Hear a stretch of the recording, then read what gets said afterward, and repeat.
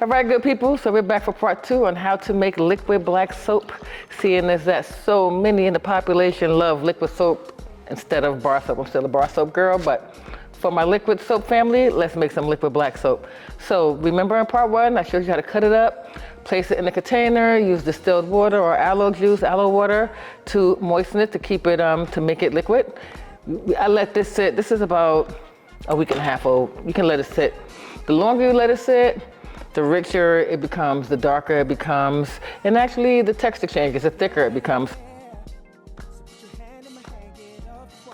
When you're using liquid soap, you want your liquid soap smooth, you want it perfect, so I definitely suggest straining it so you don't have all of that organic debris and matter in your silky black liquid soap. So you strain it with a cloth, strain it with a oil strainer, whatever you have, just something clean so it can stay sanitary and it can strain nice and clear. And then I'm going to show you how dirty it I hate to call it dirty, but how dirty it looks. Okay, after we cleaned and strained our black soap, I just want you to see all of the debris and the matter that's left behind. These are like stone formed. And I'm not sure if they're stones or if they're the husk from the shea nut or if they're the husk from the coconut or the plantain. But this is definitely organic sediment, rocky feeling that's left behind from the shea butter. I'm not saying that it's dirty.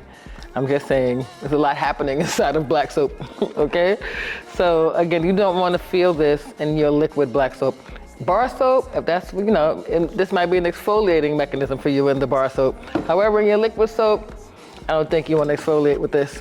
So this is what's typically left behind if you ever decided to strain your black soap after you liquefy it. Now that everything's cleaned, everything is liquefied, it's time to pour our black soap into a container.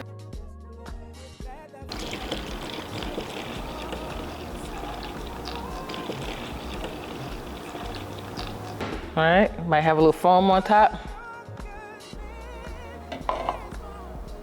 Cap it, voila, you have liquefied black soap. This should last you a while. Put it on your loofah, use it on your hand, but put it on your loofah. Put it on your washcloth and clean yourself. It's wonderful, clean yourself. But also, this is also black soap. This is a black soap paste that's also made almost the same way. But this takes a little bit of whipping, and I added some extra coconut oil to it to give that black bar soap that I showed you in part 1 the texture that I need to make it a gel. So this is a good way. It's a paste. It's actually a paste. This is the texture.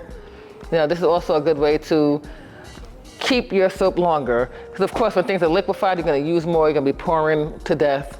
The gel, you can actually, for people who don't like to use a washcloth, you can just use this, with your fingers, with your hand, and just go for it.